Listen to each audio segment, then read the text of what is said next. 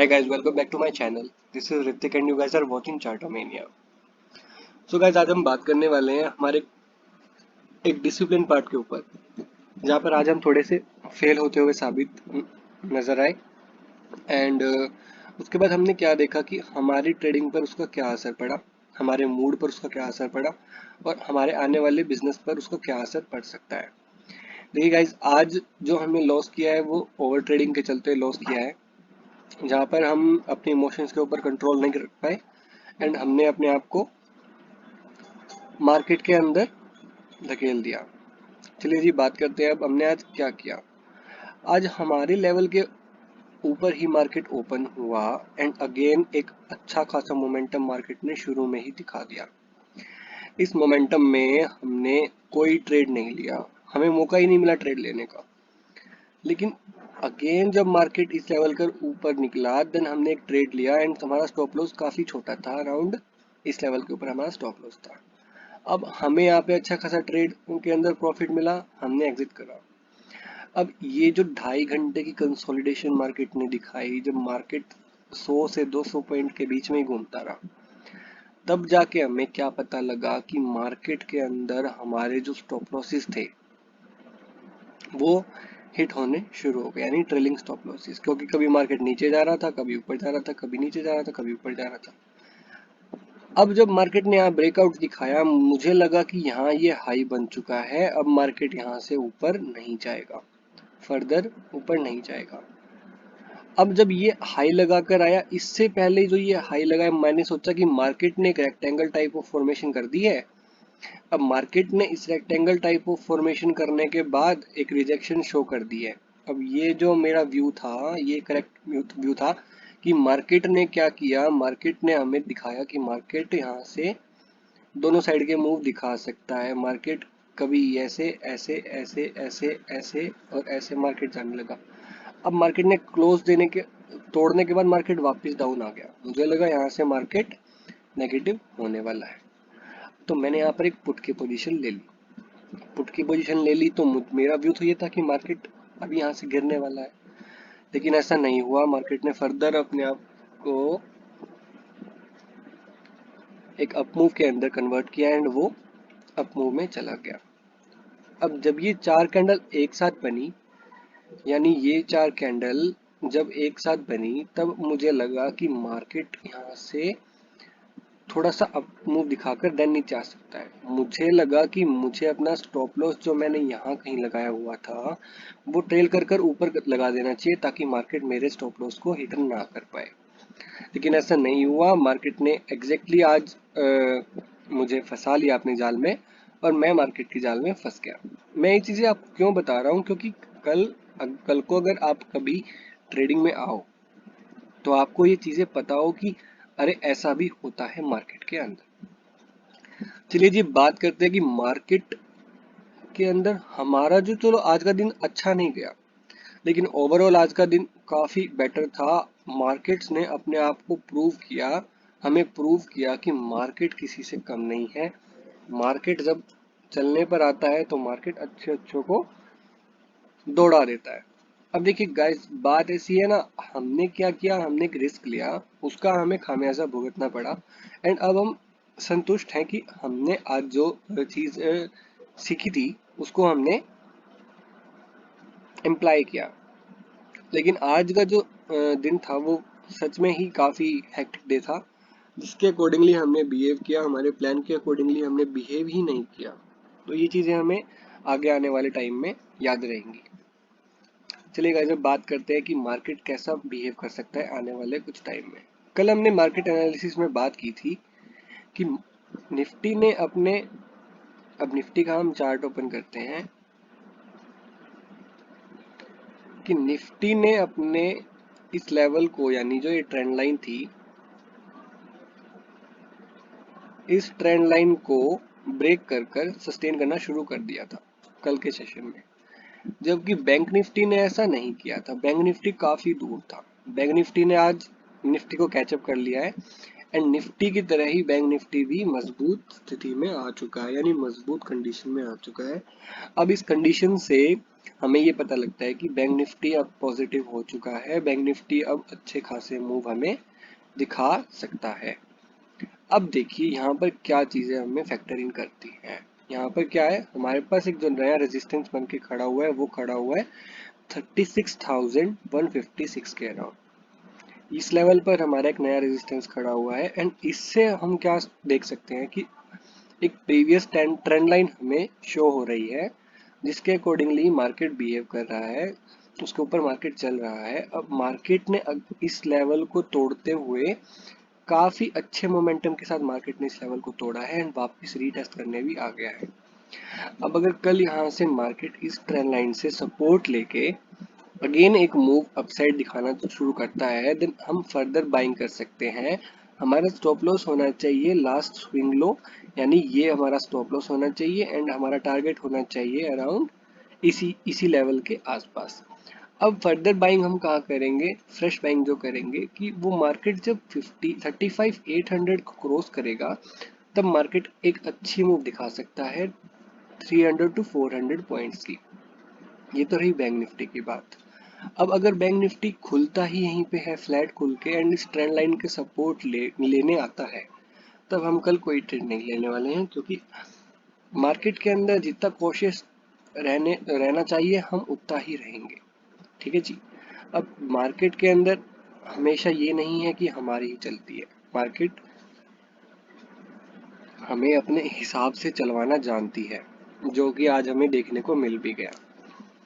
हमारे मूव के accordingly market को यहाँ से ऊपर जाना चाहिए था, मार्केट ने शॉर्ट वैसा ही किया, लेकिन हम यहाँ पर ट्रेड नहीं ले पाए। देन इसके बाद जब हमने यहाँ पे ट्रेड लिया तो कंसोलिडेशन हुआ एंड वहां पर हमारे प्रीमियम्स के सॉरी डेरिवेटिव्स के प्रीमियम्स कम हुए। तो ये सारी चीजें होती है मार्केट में, अब हमें इन सब चीजों के साथ डील करना पड़ता है। चलिए जी, बात करते हैं अब कि मार्केट कल कैसा बिहेव कर सकता है। कि अगर तो मार्केट फ्लैट खुलता है, फ्लैट खुल के मार्केट यहीं कहीं खुलने के बाद देन इस ट्रेंड लाइन के ऊपर आता है और कंसोलिडेशन करता है, देन कहीं सेकंड हाफ में मार्केट हमें कोई पॉजिटिव साइन दिखाता है, तो हम क्या करेंगे, हम एक फर्दर बाइंग पोजीशन क्रिएट करेंगे यहाँ से इस लेवल तक, जब तक मार्केट 35,500 के ऊपर है। जब तक मार्केट 35,500 के ऊपर है तब तक हम एक बाइंग पोजीशन में बने रहेंगे।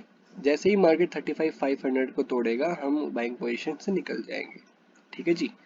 अब बात करते हैं, अगर निफ्टी गैप अप ओपन होता है, तो अगर निफ्टी गैप अप ओपन होकर इस स्विंग हाई को, यानी जो ये लास्ट स्विंग हाई जहां मार्केट आकर रेजिस्टेंस दे रहा था 35,660 का लेवल है, इसको अगर मार्केट तोड़ता है तो मार्केट एक फ्रेश हाई लगाने के लिए अटेम्प्ट कर सकता है।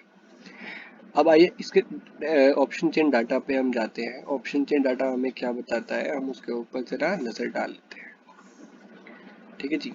अब बात करते हैं ऑप्शन चेन डाटा की। ऑप्शन चेन का डाटा हमें ये बता रहा है कि 35,500 एक अच्छा खासा सपोर्ट हमें मिल चुका है, जहां पर हम ये बता सकते हैं कि 35,500 के नीचे मार्केट नहीं जाना चाहिए। क्यों नहीं जाना चाहिए, उसका भी हमारे पास एक सोल्यूशन है। देखिए, आज जो पुट राइटिंग सबसे ज्यादा हुई है वो लेवल है 35,500 एंड आज जो सबसे ज्यादा कॉल राइटिंग हुई है वो लेवल है 35,700। अब देखिए इन दो लेवल्स के ऊपर मार्केट ने क्या किया है, मार्केट ने अपने आप को रेजिस्ट करवाया है एंड सपोर्ट भी दिलवाया है। अब जो सपोर्ट और रेजिस्टेंस जो ओआई बिल्डअप में है वो काफी दूर लगते हैं एंड उसके अकॉर्डिंगली अगर हम बिहेव करेंगे तो हमें ये पता लगता है कि सपोर्ट 35,000 एंड रेजिस्टेंस 36,000 है और मार्केट अभी उसके बिल्कुल बीच में आकर क्लोज हुआ है। अब 2 दिन की फुल ऑन तेजी के बाद मार्केट कल एक पॉज ले सकता है, इसी के अकॉर्डिंगली हम एक बिहेव करने वाले हैं कि इस हफ्ते में हमें किस तरीके से बिहेव करना है। ठीक है जी। अब बात करते हैं निफ्टी के ऊपर। अब निफ्टी हमारा क्या कर रहा है, निफ्टी ने आज अपने ऑल टाइम हाई को वापस रीटेस्ट किया, जैसा कि हमने कल प्रेडिक्ट किया था मार्केट ने एग्जैक्टली वैसा ही किया है। ये लेवल्स अगर आपने मेरी पिछली वीडियोस नहीं देखी हैं तो प्लीज आप एक बार देखिएगा। मैंने ये प्रॉपरली डिस्कस किया था कि अगर निफ्टी इस लेवल को निकालता है, यानी 15840 के लेवल को अगर निफ्टी निकालता है, तो निफ्टी के अंदर एक रीटेस्ट हो सकता है, रीअटेम्प्ट हो सकता है अपने ऑल टाइम हाई लेवल को अचीव करने वाला। वही आज निफ्टी ने किया एंड एंड मोमेंटम में निफ्टी ने अपनी सारी गेन्स गवाकर क्लोजिंग दे दी है। आज निफ्टी नेगेटिव में बंद हुआ एंड बैंक निफ्टी फ्लैट बंद हुआ।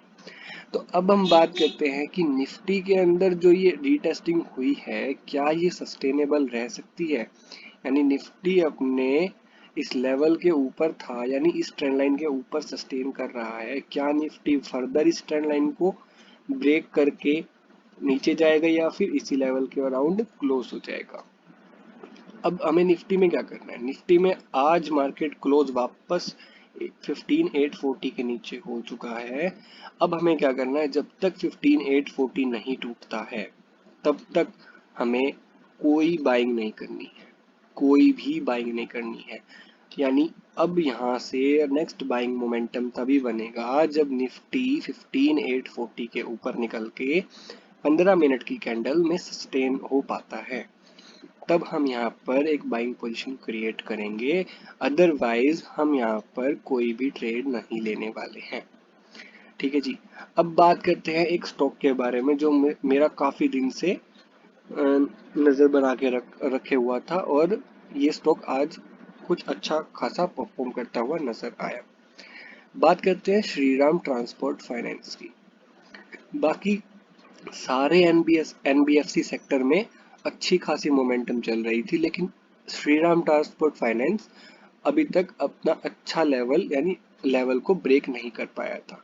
आज जैसे ही इसने ब्रेकआउट दिया, इसके अंदर एक अच्छी खासी मूव आई, जो मूव थी अराउंड 50 पॉइंट की अराउंड मूव थी एंड इसने क्लोजिंग आकर दे दी है अपने वीवैप के ऊपर। अब इसका जो रेजिस्टेंस निकल कर आता है वो 1419 का लेवल है। अब इस लेवल के ऊपर जैसे ही ये निकलेगा, इसके अंदर एक शॉर्ट तेजी बनेगी। इसके ऊपर हम नजर रखे हुए हैं। जैसे ही ये निकलता है, कल हम इसकी लाइव ट्रेड वीडियो भी अगर हम इसके अंदर ट्रेड करेंगे तो हम इसकी लाइव ट्रेड वीडियो भी डालेंगे।